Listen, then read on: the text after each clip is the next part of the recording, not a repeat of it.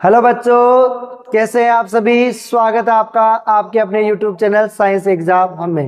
देखो बच्चों, हम बात कर रहे हैं यहाँ फिजिक्स की, जिसमें हम 3 चैप्टर्स का अध्ययन कर चुके हैं। जिसमें सबसे पहले अपन ने बात की थी जो लाइट है उसका परावर्तन और अपवर्तन किस प्रकार से होता है, उनके नियम क्या है, उन सबसे संबंधित सारे कंसेप्ट की अपन ने चर्चा की है। इसके बाद में अपन ने सेकेंड चैप्टर पढ़ा है मानव नेत्रों के बारे में। मानव नेत्र की संरचना क्या होती है, मानव नेत्रों में किस प्रकार के रोग उत्पन्न होते हैं, और वायुमंडलीय अपवर्तन या पर्यावरण वातावरण में होने वाली विभिन्न प्रकार की घटनाओं के बारे में।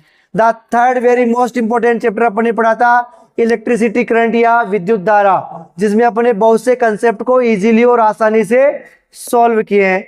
और आई होप आपको बहुत अच्छे से समझ में भी आए हैं। कई बच्चों के कमेंट्स भी आए हैं कि जो चैप्टर उन्हें अब तक बहुत ज़्यादा हार्ड लग रहे थे उन्हें बहुत इजी तरीके से उन्हें समझाया गया है और उनकी बहुत सारी प्रॉब्लम्स का सॉल्यूशन हो चुका है। क्योंकि देखो बेटा, अगर अपन मान के चलिए तो फिजिक्स वाला जो चैप्टर है या सेशन है वो अपने 25 नंबर्स का होता है। बोर्ड में इससे 25 नंबर के क्वेश्चन आते हैं। और कई बच्चों को इस पूरी साइंस के अगर चैप्टर की बात करें तो ये जो फिजिक्स वाला पोर्शन है यही समझ में नहीं आता और यहीं से उनके नंबर करते हैं। तो मैंने आपके लिए कोशिश की है कि इजी से इजी कंसेप्ट के आधार पर ऐसी ट्रिक्स लेके आए जिसके आधार पर आपको फिजिक्स आसानी से समझ में आए, और अब तक उसमें काफी हद तक अपन को सफलता भी मिली है। अब इसी कड़ी में हम बात करने जा रहे हैं अपने फिजिक्स के 4th चैप्टर और लास्ट चैप्टर की।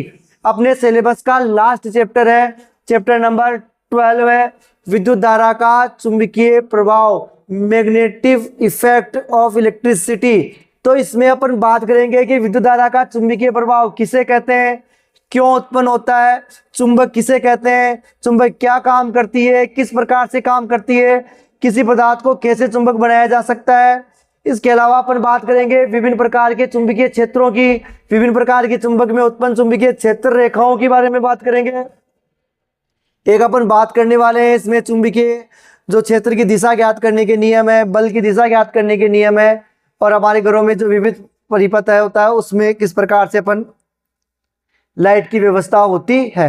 ठीक है, देखो सबसे छोटा चैप्टर है लेकिन 6 नंबर का चैप्टर है। ये 6 नंबर का चैप्टर, यहाँ से आपको बोर्ड में क्वेश्चन पूछे जाएंगे और मैं गारंटी से लिखित में ये कह सकता हूँ कि जो क्वेश्चन मैं आपको बताऊंगा वहां से एक भी क्वेश्चन बाहर आपको बोर्ड में नहीं मिलेगा। जो बताऊंगा वैसा का वैसा डिट्टो क्वेश्चन आपको बोर्ड में लिखा हुआ मिलेगा।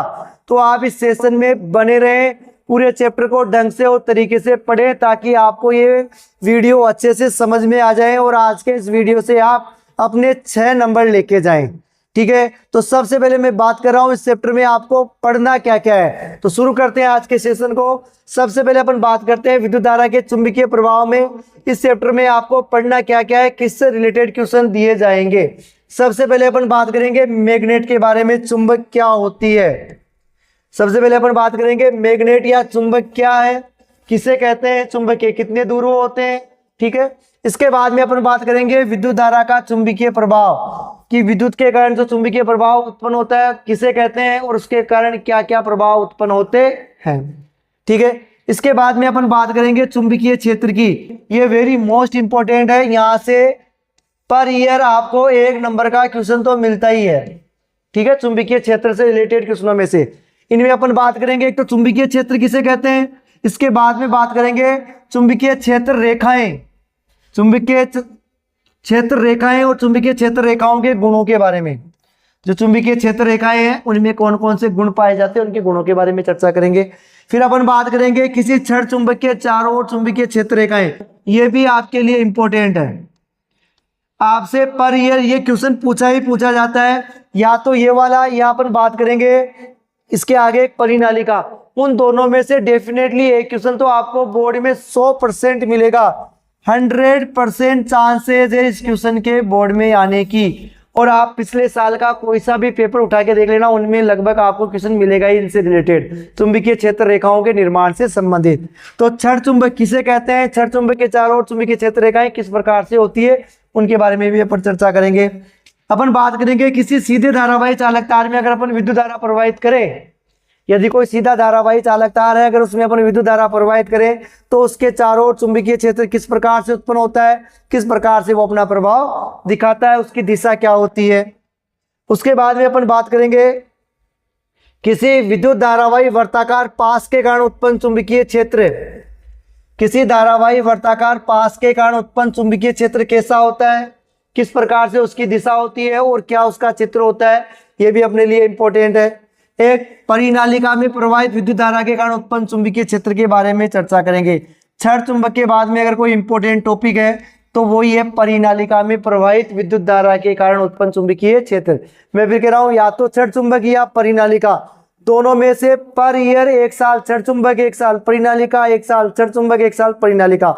और पिछली बार तो दोनों ही पूछ लिए एक साथ ही, परिनालिका का चित्र भी पूछ लिया और क्षण चुंबक का चित्र भी पूछ लिया। ठीक है, तो इसको भी ध्यान से पढ़ना है, वेरी मोस्ट इंपॉर्टेंट है। फिर उसके बाद में अपन बात करेंगे चुंबकीय क्षेत्र की दिशा ज्ञात करने के 2 नियम है। चुंबकीय क्षेत्र की दिशा ज्ञात करने का नियम है एक तो, और एक है चुंबकीय क्षेत्र में जो उत्पन्न चुंबकीय बल है उस पर आरोपित बल है उसकी दिशा ज्ञात करने का नियम। दोनों नियमों के बारे में चर्चा करेंगे, जिसमें अपन बात करेंगे दक्षिणी हस्त नियम की और फ्लेमिंग के वाम हस्त नियम की।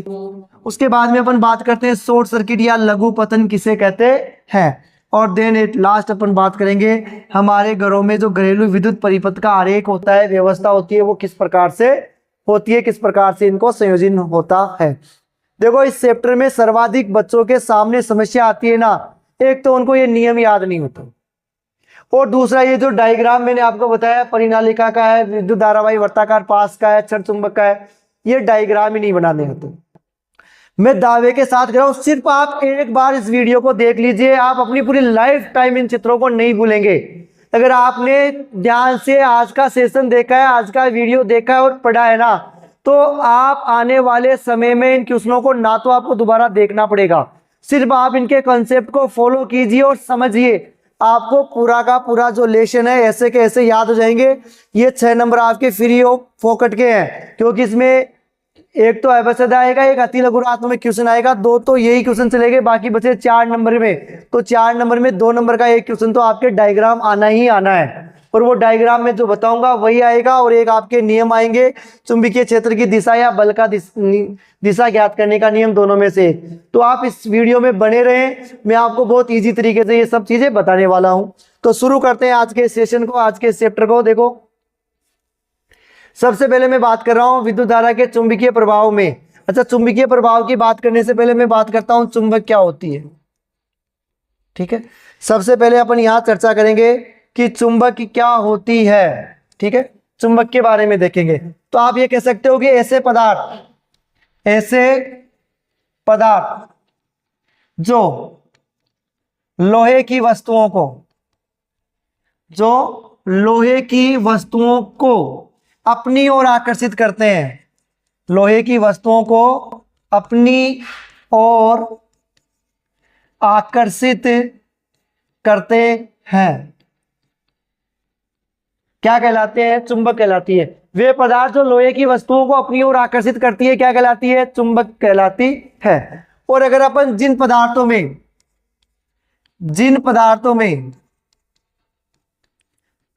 विद्युत धारा प्रवाहित करने पर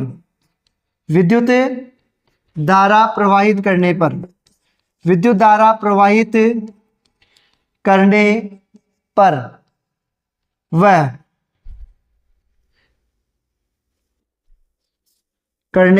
उसके चारों ओर चुंबकीय क्षेत्र उत्पन्न हो जाता है, उत्पन्न हो जाता है। तो वो क्या कहलाता है? विद्युत धारा का चुंबकीय प्रभाव। ठीक है, चुंबकीय प्रभाव का मतलब चुंबक के द्वारा लोहे की वस्तुओं को अपनी ओर आकर्षित करना चुंबकीय प्रभाव कहलाता है। लेकिन अगर ये विद्युत धारा प्रवाहित करने के कारण होता है, अगर अपन किसी पदार्थ में विद्युत धारा प्रवाहित कर रहे हैं, किसी चालक तार में विद्युत धारा प्रवाहित कर रहे हैं, तो किसी चालक तार में विद्युत धारा प्रवाहित करने पर उसके चारों ओर अगर चुंबकीय क्षेत्र उत्पन्न हो जाता है, तो ये घटना विद्युत धारा का चुंबकीय प्रभाव कहलाता है। इसे अपन विद्युत धारा का चुंबकीय प्रभाव कहते हैं। ठीक है, अच्छा, अगर चुंबक के बारे में सामान्य सी बात करें तो चुंबक अनेक प्रकार की होती है। क्षण चुंबक जैसे ये दिया गया है, अगर इस प्रकार की चुंबक की बात करें तो ये क्षण चुंबक। ठीक है, चुंबक की क्या विशेषता होती है? चुंबक में 2 ध्रुव होते हैं। चुंबक में सदैव कितने ध्रुव होते हैं? 2। एक तो होता है नॉर्थ पोल, एक होता है साउथ पोल। उत्तरी ध्रुव है और दक्षिणी ध्रुव है। कौन कौन से? उत्तरी ध्रुव और दक्षिणी ध्रुव, दो ध्रुव होते हैं। ध्यान रखना, सभी प्रकार की चुंबकों में दो ध्रुव पाए जाते हैं। अगर मैं इस चुंबक को यहां से तोड़ दूं, अगर ये चुंबक बाय द वे किसी त्रुटिवश यहाँ नीचे गिर जाए, गिरने के बाद में एक चुंबक के दो टुकड़े हो जाएंगे, दो टुकड़े होने के बाद में भी उसमें दो ध्रुव रहेंगे, साउथ और नॉर्थ, उत्तरी ध्रुव और दक्षिणी ध्रुव। तो हर प्रकार की कंडीशन में चुंबक में दो ध्रुव पाए जाते हैं। एक तो होता है नॉर्थ, एक होता है साउथ, उत्तरी ध्रुव और दक्षिणी ध्रुव। ठीक है। चुंबक एक तो छड़ चुंबक हो सकती है यू आकार की, जिसे अपन नाल चुंबक भी कहते हैं, यू आकार की हो सकती है, गोलाकार चुंबक भी हो सकती है, सीधी छड़ के रूप में या सीधे धारावाही चालक तार की तरह भी चुंबक हो सकती है। तो चुंबक अनेक प्रकार की होती है। ठीक है, पहली चीज तो ये। दूसरी चीज, जब अपने बात की चुंबक के दो ध्रुव होते हैं तो अपन कह सकते हैं कि चुंबक के जो ये दोनों ध्रुव होते हैं, इनमें जो समान ध्रुव होते हैं उनमें प्रतिकर्षण होता है और असमान ध्रुवों में आकर्षण होता है।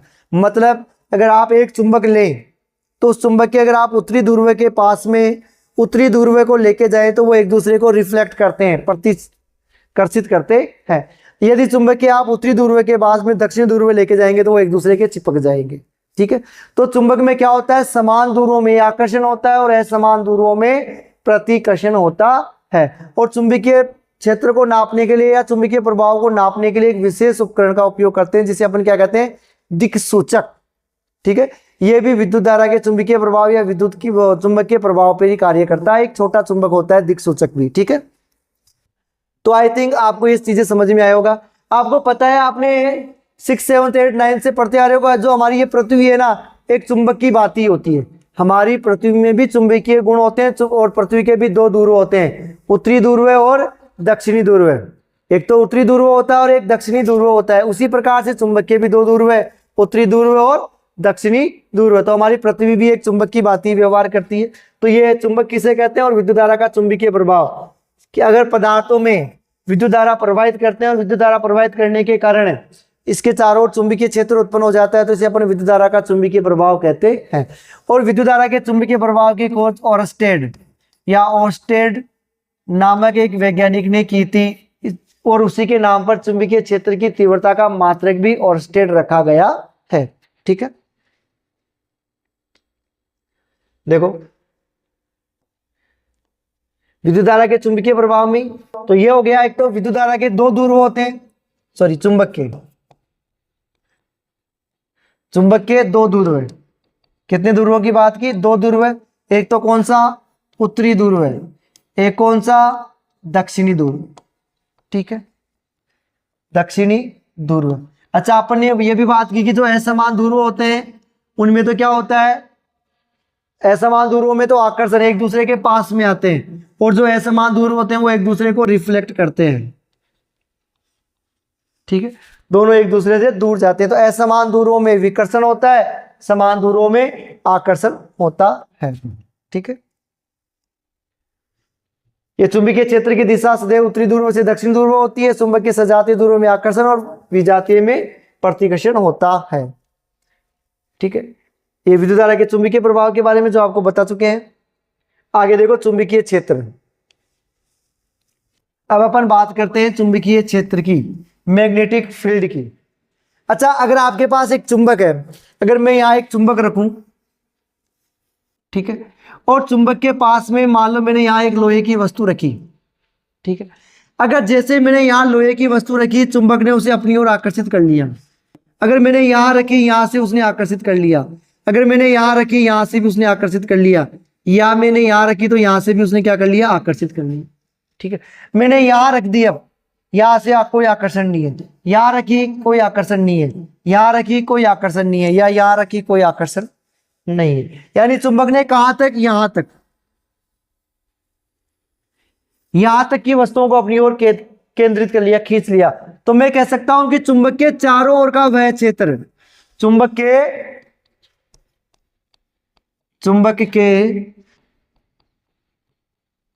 चारों ओर का वह क्षेत्र, चुंबक के चारों ओर का वह क्षेत्र जहां तक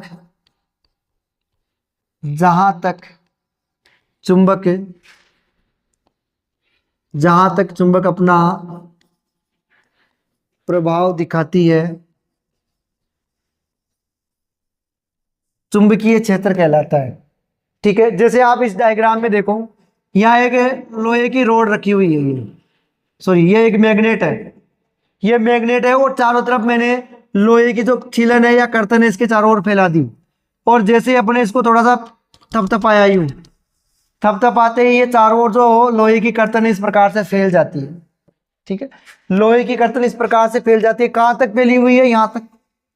तो जहां तक चुंबक अपना प्रभाव दिखा रही है, अरे मान लो आपका प्रभाव कहां तक है, आपके घर तक। ठीक है, या आपके मम्मी पापा का प्रभाव आपके घर तक। आप घर पे किसी चीज में बदमाशी करके देख लो, मम्मी की पिटाई से बच नहीं पाओगे, पापा की पिटाई से बच नहीं पाओगे, यानी जहां तक उनका प्रभाव है वो उनका क्षेत्र।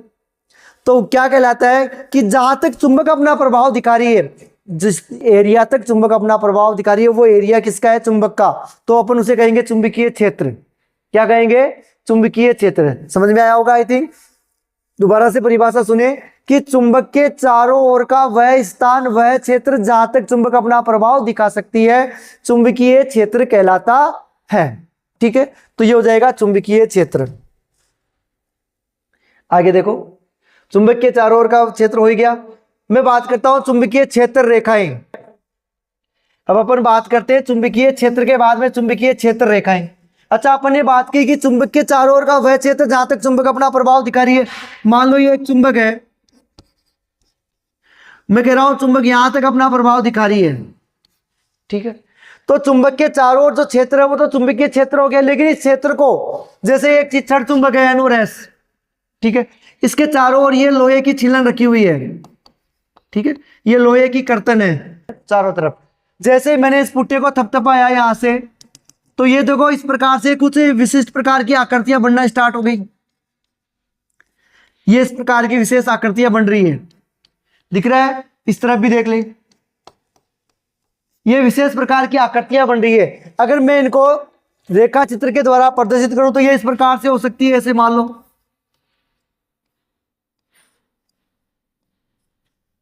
ठीक है, तो मैं कह रहा हूं कि चुंबकीय क्षेत्र को निरूपित करने वाली जो काल्पनिक रेखाएं हैं, वास्तव में तो होती नहीं है, दिखाई नहीं देती है, लेकिन अगर अपन कल्पना करेंगे इस प्रकार से रेखाएं हैं, अगर मैं इनको डायग्राम में कन्वर्ट कर दूं तो ये रेखाओं के रूप में आ जाएगी।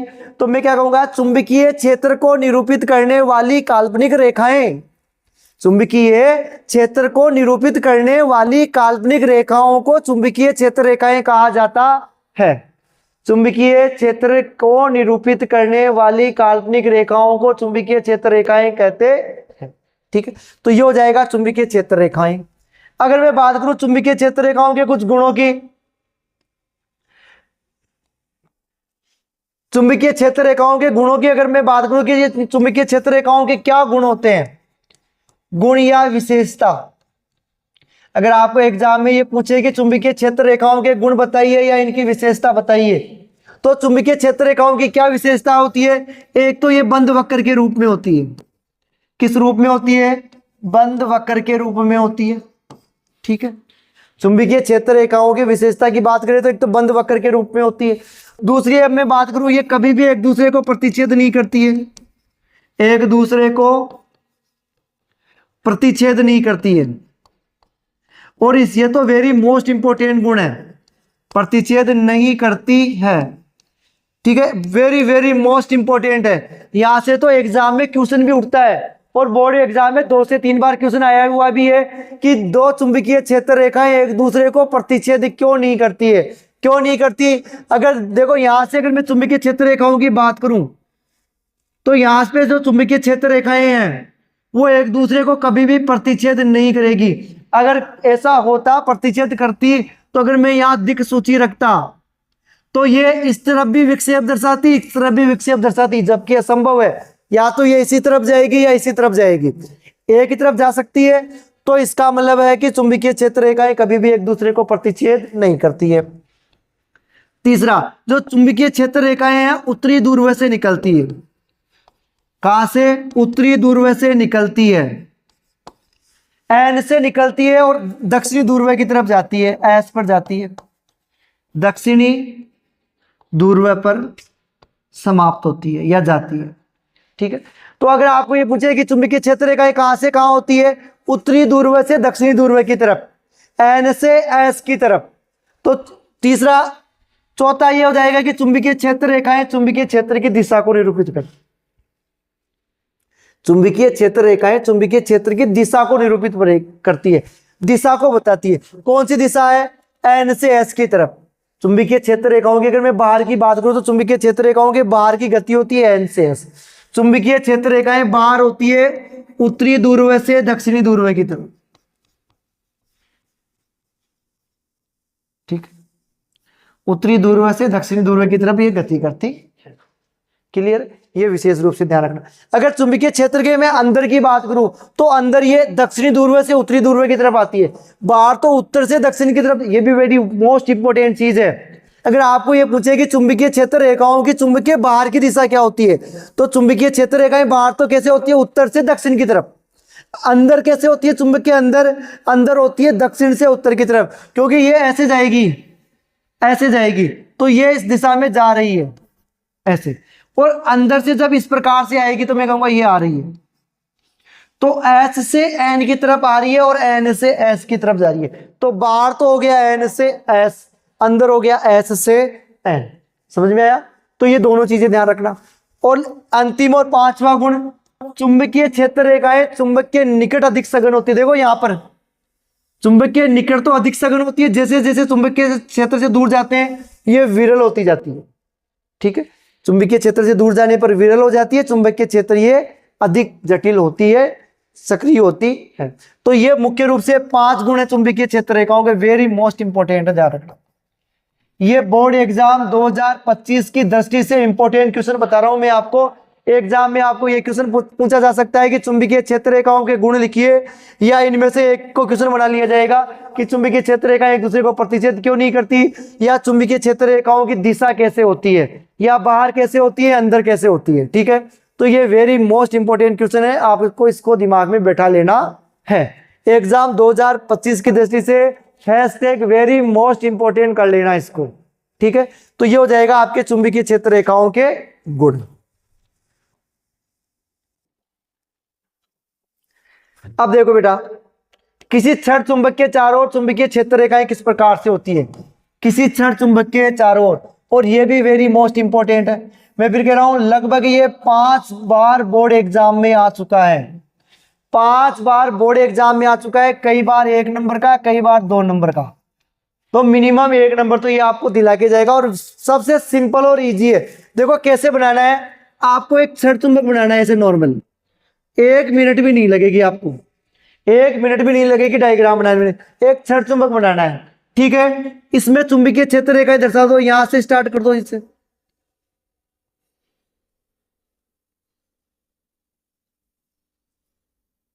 ठीक। इसी प्रकार इधर कर दो,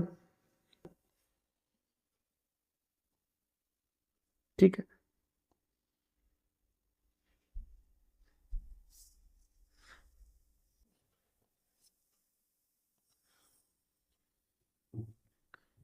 और दर्शा दो ऐसे,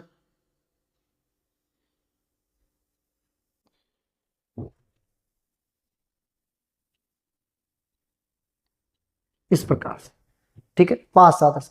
अब क्या करना है, देखो ये तो डायग्राम हो गया। अब इसमें आपको एक तो इसमें ध्रुव दर्शाने, मान लो ये तो हो गया आपके लिए एन, ठीक है, ये हो गया आपके लिए एस, आपने इसको तो क्या माना है, एन ध्रुव, ये हो गया एस ध्रुव, उत्तरी ध्रुव, दक्षिणी ध्रुव, ठीक है, उत्तरी ध्रुव और दक्षिणी ध्रुव।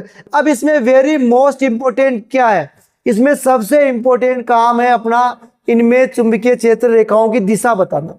अब मैंने बताया था चुंबकीय क्षेत्र रेखाओं के गुणों में कि चुंबकीय क्षेत्र रेखाएं एन से निकलती है, एस पे खत्म होती है। एन कहाँ है, ये रहा, यहां से निकलते हुए, मतलब ये तीर का निशान, ये यहां से निकल रही है, ये इस प्रकार से, ठीक है। एन से निकलती है, एस पे समाप्त हो जाती है, यहां समाप्त कर दो इनको, एन से एस की तरफ जाती है। अगर आपने इस प्रकार से ये डायग्राम बना दिया ना, तो आपका ये जो चित्र है वो बिल्कुल क्लियर हो जाएगा, ठीक है। इस हिसाब से आपको ये चित्र बनाना है, आप कितनी भी रेखाएं दर्शा सकते हो। तो ये हो जाएगा किसी छड़ चुंबक के चारों ओर चुंबकीय क्षेत्र का है। ये आपके सामने एक बना हुआ डायग्राम भी देख सकते हो बुक का। देखो इसमें थोड़ा सा कंफ्यूज होने की आवश्यकता नहीं है, मैं आपको बता देता हूं एक बार। आप इसमें देखो, आप ये कहोगे कि इसमें तीर के निशान इस तरफ लगे हुए हैं, इसमें देखो एन कहां है, जो इसमें एन है, एन वो इस क्षेत्र पे है, तो यहां से चुंबकीय क्षेत्र की दिशा यही तो होगी।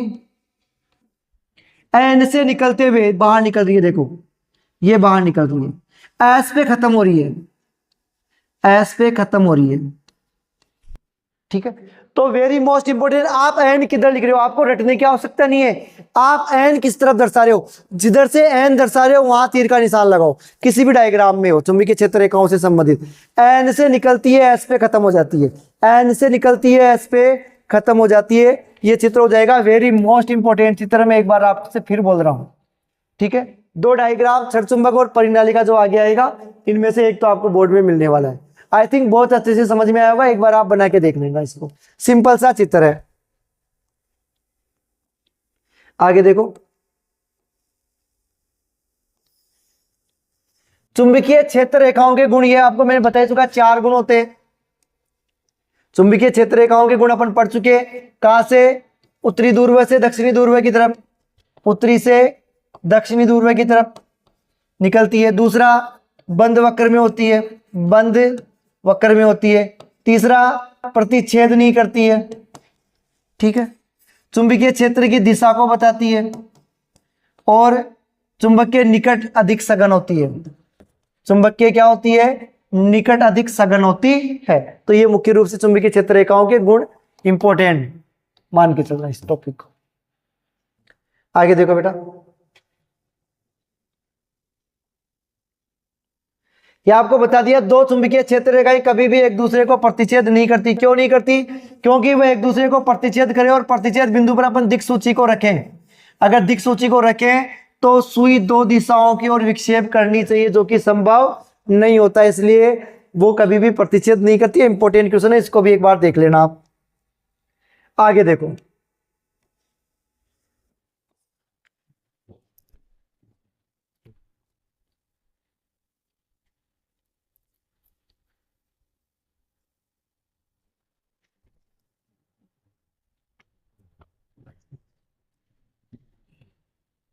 देखो बेटा आगे क्या कह रहा है, सीधे चालक से विद्युत धारा प्रवाहित होने के कारण चुंबकीय क्षेत्र, सीधे धारावाही चालक तार में, सीधे धारावाही चालक तार में अगर सीधे चालक तार की बात करें तो उसमें उत्पन्न चुंबकीय क्षेत्र कैसा होगा। देखो ये तो है उसका डायग्राम, ये है सीधा चालक तार, ठीक है।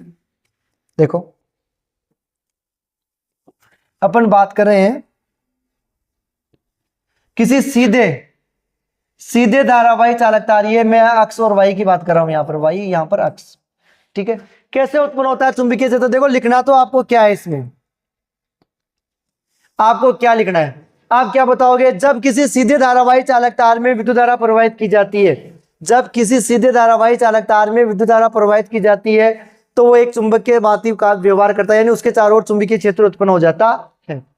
जब किसी सीधे धारावाही चालक तार में विद्युत धारा प्रवाहित की जाती है तो उसके चारों ओर चुंबकीय क्षेत्र उत्पन्न हो जाता है, जिसमें जो तार का केंद्र है वो इन चुंबकीय क्षेत्र रेखाओं का केंद्र बिंदु होता है।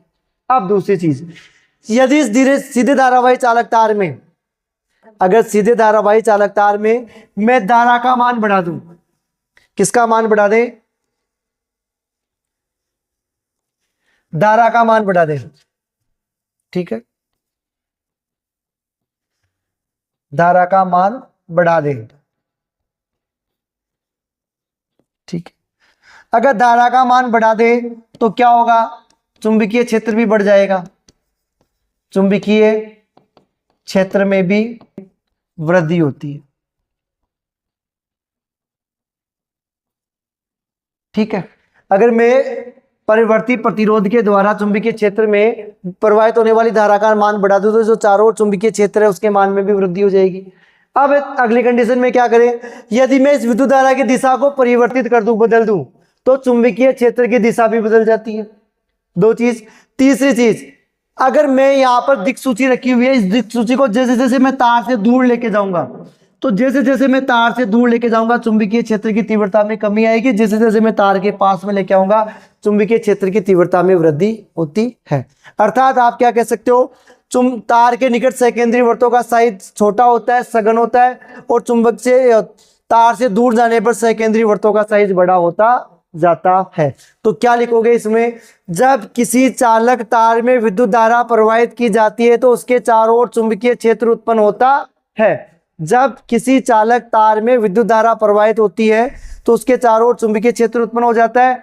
यदि चालक तार में प्रवाहित होने वाली धारा का मान बढ़ा दिया जाए, यदि चालक तार में प्रवाहित होने वाली विद्युत धारा का मान बढ़ा दिया जाए तो चालक के चारों ओर उत्पन्न चुंबकीय क्षेत्र की तीव्रता में भी वृद्धि हो जाती है। ठीक है। तीसरा अपन क्या कहेंगे, यदि चालक तार में प्रवाहित होने वाली धारा का मान तो वही रखते हैं, लेकिन उसके समीप रखी हुई दिक् सूची को अपन अगर तार से दूर लेके जाते हैं तो उसके विक्षेप में कमी आती जाती है। अर्थात सकेंद्रीय वृत्तों का साइज बड़ा होता जाता है। यानी आप कह सकते हो तार के निकट चुंबकीय क्षेत्र अधिक होता है और तार से दूर जाने पर चुंबकीय क्षेत्र घटता जाता है। और ये हो जाएगा उसका diagram, very most important diagram है, एक बार आप देख लेना। सीधा धारावाही चालक तार, इसको केंद्र बनाना है और उसके चारों ओर ये जो सकेंद्रीय वृत्त है ये चुंबकीय क्षेत्र की दिशा, ये चुंबकीय क्षेत्र की दिशा है और ये विद्युत धारा की दिशा है। विद्युत धारा ऊपर से नीचे की तरफ बह रही है। ठीक है।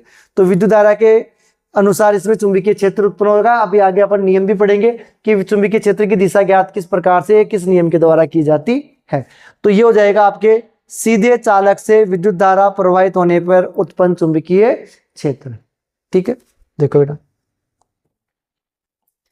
या आप इसकी थ्योरी देख सकते हैं, वही है, यदि तांबे के तार में विद्युत धारा प्रवाहित करते हैं तो दिए गए किसी बिंदु पर रखे दिक् सूची में विक्षेप होता है, अर्थात विद्युत धारा के परिमाण में वृद्धि होती है तो विक्षेप में भी वृद्धि होती है। इससे दिए गए बिंदु पर उत्पन्न चुंबकीय क्षेत्र की तीव्रता में भी वृद्धि होती है। आगे क्या कह रहा है, यदि तांबे के तार में प्रवाहित धारा तो वही रहती है परंतु दिक् सूची को तांबे के तार से दूर ले जाया जाता है तो दिक् सूची का विक्षेप घट जाता है। तो इससे क्या निष्कर्ष निकलता है, इससे निष्कर्ष निकलता है कि इस प्रकार किसी चालक में प्रवाहित की गई विद्युत धारा के कारण उत्पन्न चुंबकीय क्षेत्र चालक से दूर जाने पर घटता है। अर्थात जैसे जैसे विद्युत धारावाही सीधे चालक तार से दूर हटते जाते हैं उसके चारों ओर उत्पन्न चुंबकीय क्षेत्र, उसके चारों ओर उत्पन्न चुंबकीय क्षेत्र को निरूपित करने वाले सकेंद्रीय वृत्तों का साइज बड़ा होता जाता है। ठीक है। तो ये हो गया आपके सीधे धारावाही चालक तार में उत्पन्न चुंबकीय क्षेत्र। ठीक है।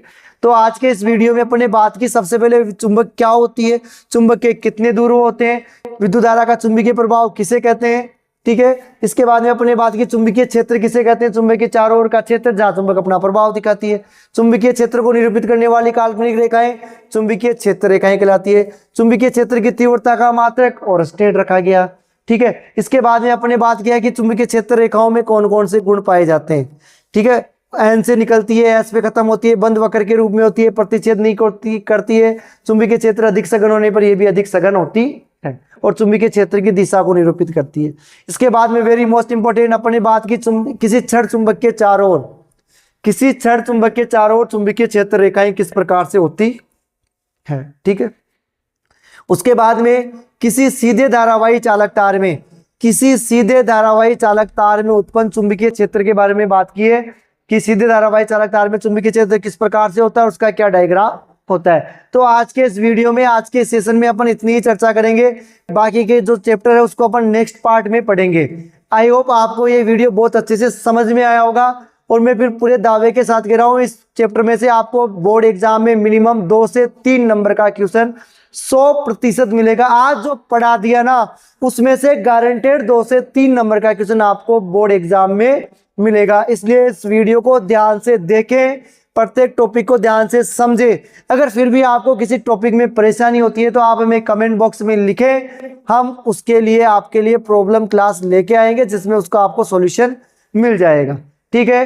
तो सब जिन्होंने अब तक वीडियो को लाइक नहीं किया है बेटा, वो वीडियो को लाइक करें ताकि हम आपके लिए और अच्छी से अच्छी चीजें लेके आ सके। पूरे बोर्ड एग्जाम तक आपको सफल करवाने की जो गारंटी ली है उस पर हम खरे उतरेंगे। बस आप अपना प्यार और विश्वास बनाए रखें। ठीक है। तो वीडियो को लाइक करें और अधिक से अधिक लोगों के पास शेयर करें ताकि अधिक से अधिक बच्चे इसका लाभ उठा सके। तो मिलते हैं अब आपसे इसी चैप्टर के नेक्स्ट पार्ट में, नेक्स्ट वीडियो में, नेक्स्ट सेशन में। तब तक के लिए आप पढ़ते रहें। जय हिंद, जय भारत।